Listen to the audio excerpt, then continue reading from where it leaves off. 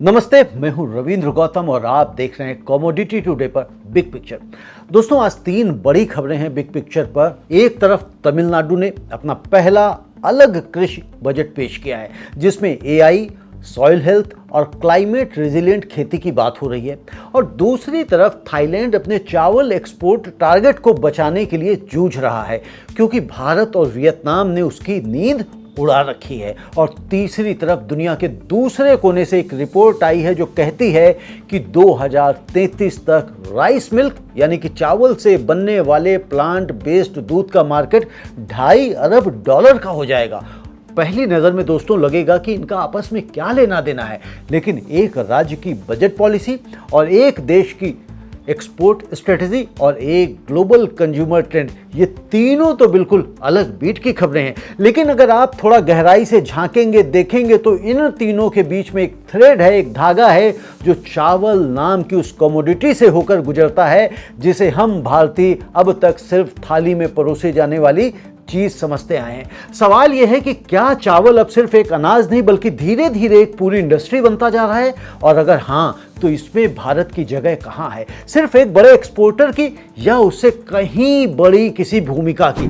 तमिलनाडु सरकार ने अपना पहला अलग स्वतंत्र कृषि बजट पेश किया है, यानी अब तक जो कृषि का हिस्सा राज्य के आम बजट में कहीं दबा हुआ रहता था, उसे अब अलग से फोकस्ड तरीके से पेश किया गया है। इस बजट का सेंटर स्टेज है AI driven farming, soil health और क्लाइमेट और रेजिलिएंट खेती, और इसके अलावा सिंचाई को मजबूत करना, ऑर्गेनिक फार्मिंग को बढ़ावा देना, फार्मर प्रोड्यूसर ऑर्गेनाइजेशन यानी कि एफपीओस को सपोर्ट करना, मार्केट एक्सेस बेहतर करना और एग्री स्टार्टअप्स को प्रोत्साहित करना। ये सब इस बजट के प्रमुख स्तंभ हैं। इसे समझने के लिए थोड़ा सा पीछे हमें जाना होगा। भारत की खेती की सबसे बड़ी दिक्कत क्या रही है? प्रोडक्टिविटी। हमारे पास जमीन है, मेहनत करने वाला किसान है, लेकिन प्रति एकड़ पैदावार अब भी कई विकसित और यहाँ तक कि कुछ विकासशील देशों से पीछे है। सरकार को अब ये समझ में आ गया है कि सिर्फ एमएसपी बढ़ाकर या सब्सिडी देकर किसान की आय दोगुनी नहीं हो सकती। असली गेम चेंजर है टेक्नोलॉजी, सॉइल साइंस और मार्केट लिंकेज। एआई अब मिट्टी की सेहत बताने से लेकर फसल में बीमारी पहचानने तक हर जगह इस्तेमाल हो रहा है। और क्लाइमेट चेंज की वजह से बेमौसम बारिश, सूखा और गर्मी की मार सीधे किसान की जेब पर पड़ रही है। इसलिए क्लाइमेट रेजिलियंस अब लग्जरी नहीं, जरूरत बन गई है। ग्लोबल स्तर पर भी अगर आप देखें तो दुनिया के बड़े कृषि निर्यातक देश अमेरिका, ब्राजील, नीदरलैंड सब टेक्नोलॉजी को अपनी खेती में गहराई से जोड़ चुके हैं। तमिलनाडु का यह कदम उसी ग्लोबल ट्रेंड को कैचअप करने की कोशिश है। दोस्तों, किसानों के लिए इसका मतलब है कि बेहतर सॉइल हेल्थ का डेटा, यानी सही समय पर सही खाद, सही फसल का चुनाव, इससे लागत घटेगी और उपज बढ़ेगी।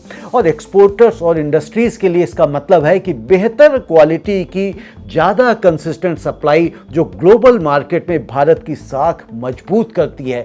मिलर्स और प्रोसेसिंग इंडस्ट्री के लिए ये कच्चे माल को बेहतर उपलब्धता का संकेत है। और कंज्यूमर के लिए अगर आप देखें तो लॉन्ग टर्म में इसका मतलब है कि ज़्यादा स्थिर कीमतें, क्योंकि जब उत्पादन ज़्यादा प्रेडिक्टेबल होता है तो सप्लाई शॉक कम होते हैं। सरकार के लिए एक पॉलिटिकल और इकोनॉमिक दोनों तरह का सिग्नल है कि कृषि सुधार सिर्फ केंद्र सरकार का एजेंडा नहीं, राज्य सरकारें भी इसे प्राथमिकता बना रही हैं।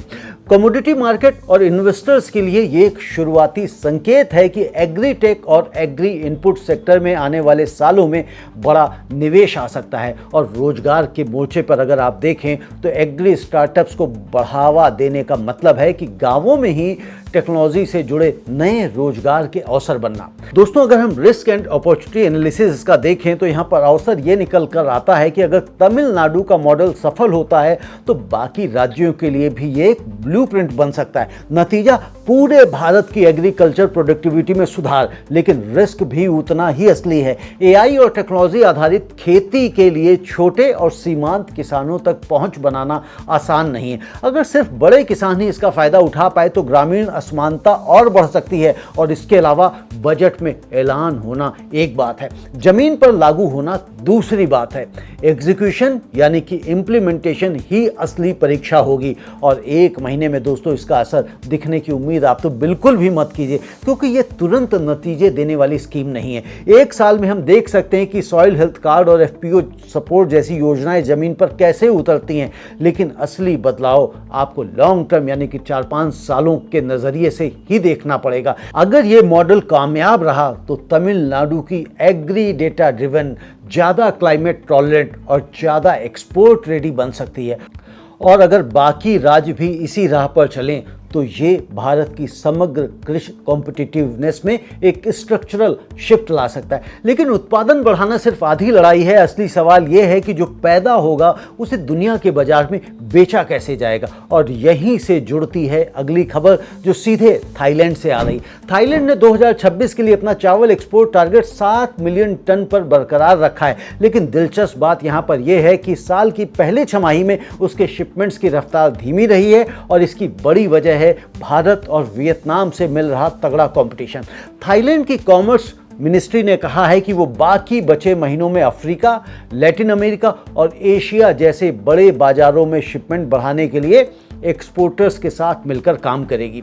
दोस्तों, इसे समझने के लिए वैश्विक चावल बाजार के गणित को समझना बहुत जरूरी है। भारत दुनिया का सबसे बड़ा चावल एक्सपोर्टर है और जब से भारत ने अपने एक्सपोर्ट प्रतिबंध ढीले किए हैं और नॉन बासमती चावल की सप्लाई ग्लोबल मार्केट में फिर से बढ़ाई है, तब से थाईलैंड और वियतनाम जैसे परंपरागत सप्लायर्स को सीधी चुनौती मिल रही है। भारत की कीमतें अक्सर कॉम्पिटिटिव होती हैं और उसकी सप्लाई चेन का पैमाना यानी कि स्केल थाईलैंड से कहीं बड़ा है। और दूसरी वजह है करेंसी। थाई बाट का मजबूत रहना थाईलैंड के एक्सपोर्ट को महंगा बना देता है, जबकि भारत को इस मोर्चे पर थोड़ी राहत मिलती रहती है। इंडस्ट्री की वजह यहाँ पर यह है कि थाईलैंड मुख्यतः प्रीमियम जैस्मिन राइस पर निर्भर है, जबकि भारत और Vietnam bulk budget friendly varieties में तेजी से मार्केट शेयर ले रहे हैं। भारतीय किसानों और एक्सपोर्टर्स के लिए ये दोस्तों सीधा फायदा है। जितना ज़्यादा ग्लोबल शेयर भारत का बढ़ेगा उतनी ही मांग बनी रहेगी। और मिलर्स के लिए ये मतलब रखता है कि प्रोसेसिंग कैपेसिटी और क्वालिटी कंट्रोल पर निवेश बढ़ाना अब पहले से ज़्यादा जरूरी हो गया है, क्योंकि अफ्रीका और लैटिन अमेरिका जैसे नए बाजारों में क्वालिटी स्टैंडर्ड्स की मांग बढ़ रही है।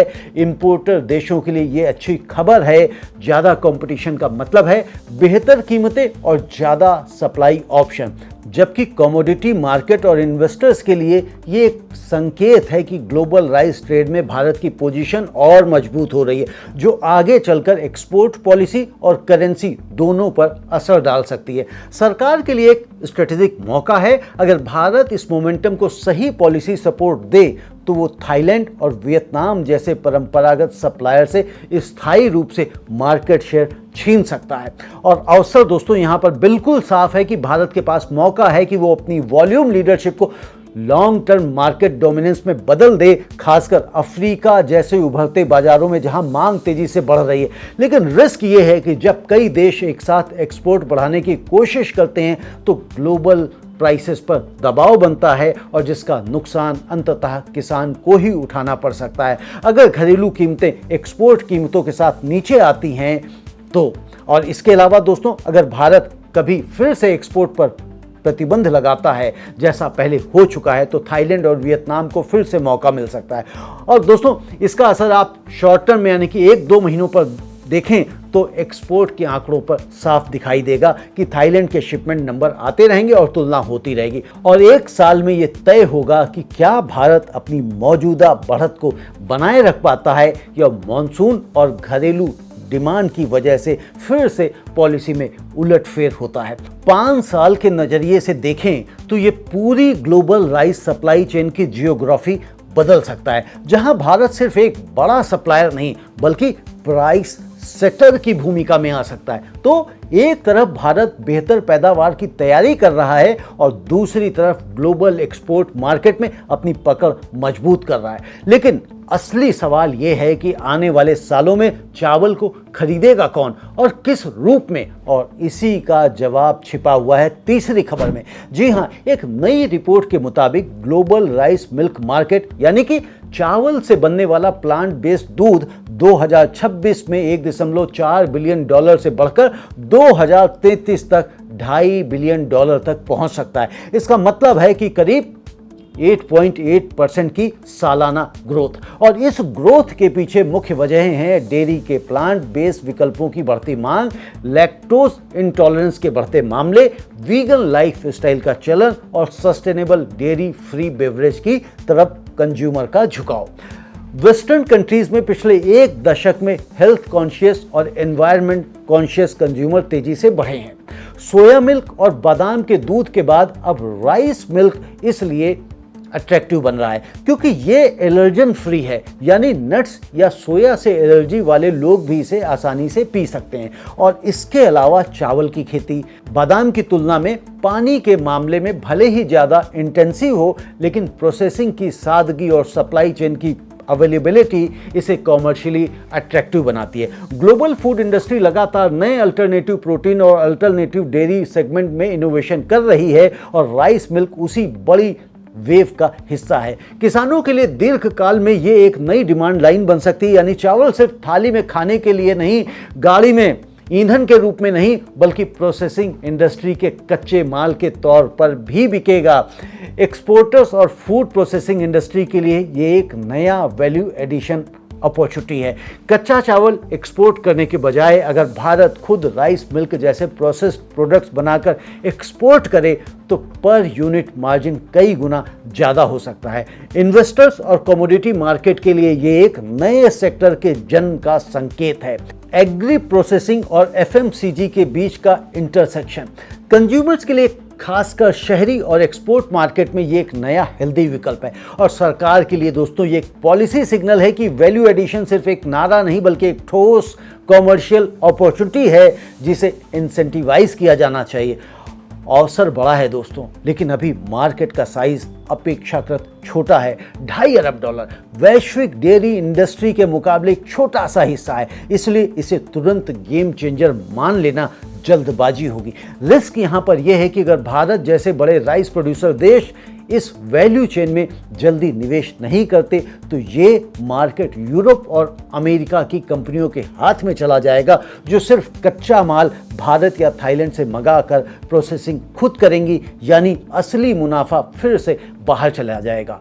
एक महीने में दोस्तों या एक साल में इसका सीधा असर दिखाई देने की उम्मीद ना के बराबर है, क्योंकि यह अभी एक उभरता हुआ निश सेगमेंट है। लेकिन 5 साल के नजरिए से देखें तो अगर भारत जैसे देश समय रहते फूड प्रोसेसिंग इंफ्रास्ट्रक्चर में निवेश करें तो चावल की वैल्यू चेन कच्चे अनाज से आगे बढ़कर एक branded processed high margin industry में बदल सकती, ठीक वैसे ही जैसे सोयाबीन कभी सिर्फ तेल के लिए जाना जाता था और आज पूरी एक अलग इंडस्ट्री है। अब अगर इन तीनों खबरों को एक साथ रखकर आप देखें, तमिलनाडु की टेक्नोलॉजी ड्रिवन कृषि बजट, थाईलैंड को पछाड़ता भारत का एक्सपोर्ट मोमेंटम और राइस मिल्क जैसे नए वैल्यू एडेड प्रोडक्ट्स की बढ़ती मांग, तो एक चीज़ साफ नज़र आती है कि ये तीनों घटनाएं महज इत्तेफाक नहीं हैं, बल्कि एक बड़ी दिशा के अलग अलग टुकड़े हैं। ये दिशा है चावल की वैल्यू चेन का पूरा कायाकल्प।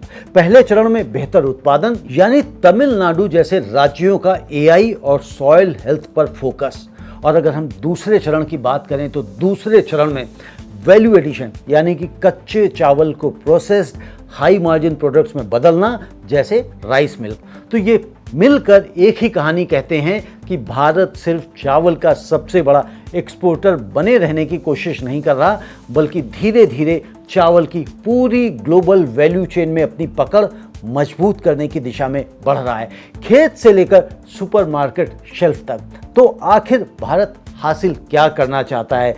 तो जवाब दोस्तों यही है कि सिर्फ वॉल्यूम का बादशाह नहीं बनना, बल्कि वैल्यू का भी बादशाह बनना। अभी तक भारत की पहचान रही है कि ऐसे देश की जो सबसे ज़्यादा चावल एक्सपोर्ट करता है, लेकिन ज़्यादातर मुनाफा उन देशों के पास चला जाता है जो उस कच्चे चावल को प्रोसेस करके, ब्रांड बना के प्रीमियम कीमत पर बेचते हैं। और तमिलनाडु जैसे राज्यों की टेक्नोलॉजी ड्रिवन खेती और आने वाले समय में राइस मिल्क जैसे प्रोडक्ट्स में निवेश इसी असंतुलन को पलटने की कोशिश है।